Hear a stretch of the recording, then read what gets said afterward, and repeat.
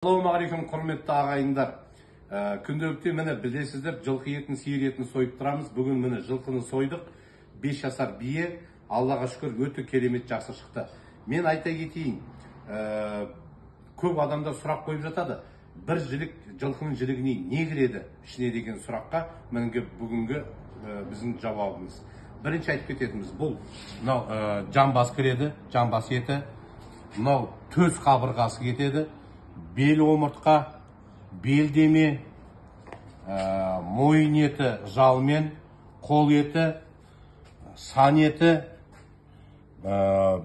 ортан жілік, жіліктің басы, жаясы, міне қараңыздар қандай жая. Қараңыздар, керемет. Міне кейіңіздер. Жаясы, мынау қазысы, міне кей. Оппа, міне. Мынау қазысы, бауыр, жүрегі және мына жердегі ішегі, қартасы, қарны. Осының бәрі бір жілік.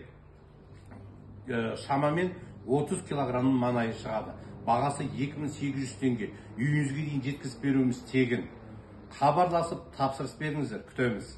Әр қазағың үйінде ет үзілмесін ағайын. Сау саламат болыңыздар.